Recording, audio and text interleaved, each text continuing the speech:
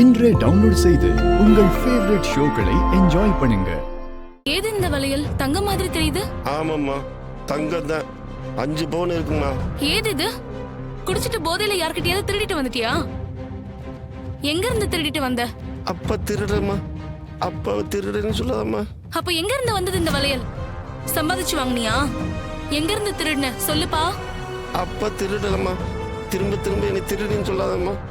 நான் ஒருத்தவங்களுக்கு பொருத்த வர்ற மாதிரி போலீஸ் அதை எழுதி கொடுத்தேன். அதனால அந்த பொண்ணுக்கு சம்மந்தம் அமைஞ்சிருச்சு. அதுக்கு அம்பளிப்பா தான் இந்த வளையலை கொடுத்தாங்க. அப்பா திருடம்மா, இந்த வளையலை போட்டுக்க. போலி ஜாதகம் எழுதுனியா? ஏன்பா இப்படி இருக்க? ஏன் இப்படி எல்லாம் புத்தி போகுது? இது எவ்வளவு பெரிய தப்பு தெரியுமா? யாருக்கு எழுதி கொடுத்த?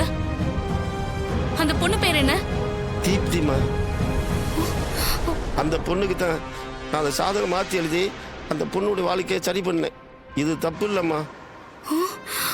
என்னது தீப்தியா? அப்படின்னா ஒருவேளை இது அவளா இருக்குமோ? என்னம்மா யோசிக்கிற? ஒன்னும் இல்ல.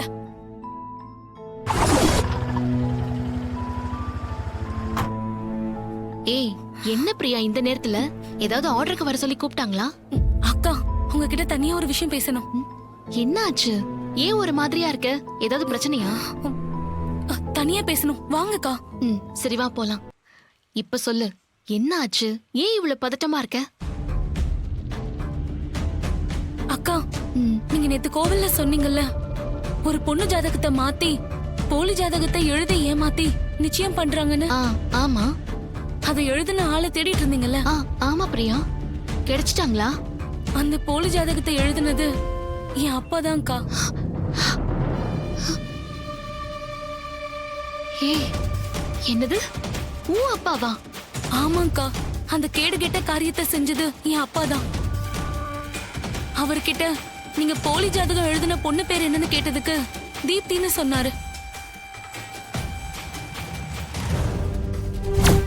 என்ன மன்னிச்சிருங்கக்கா. என் அப்பா இப்படி பண்ணுவார்னு சொல்ல எனக்கு ரொம்ப அசிங்கமா இருக்கு. அதுவும் உங்க தங்கச்சி நிச்சயம் நிக்கிறதுக்கு என் அப்பா தான் காரணம்னு தெரிஞ்சப்போ எனக்கு அவர் மேல ரொம்ப கோபம் வந்துச்சு. நல்லா திட்டிட்டேன். உடனே உங்ககிட்ட சொல்லலான்னு ஓடி வந்தேன். பிரியா, இப்போ உங்க அப்பா எங்க இருக்காரு? வீட்டுல தான்க்கா இருக்காரு. நீ உடனே போய் உங்க அப்பாவை கூட்டிட்டு வரியா? அவரை கூட்டிட்டு வந்து சுபத்ரா அத்தை கிட்ட உண்மையை சொல்ல வைப்போம். உண்மை தெரிஞ்சதும் சுபத்ரா அத்தை இந்த நிச்சயதார்த்தத்தை கண்டிப்பா நிறுத்திடுவாங்க. அதுக்கப்புறம் என் தங்கச்சி வர்ஷினிக்கும் ராகவுக்கும் நிச்சயம் கண்டிப்பா நடக்கும். நான் நம்புற கடவுள் தான் உன்னை இங்க அனுப்பி வச்சிருக்காரு. சீக்கிரம் போ, எவ்வளவு சீக்கிரம் முடியுமோ அப்பாவை கூட்டு வா பிரியா, ப்ளீஸ்.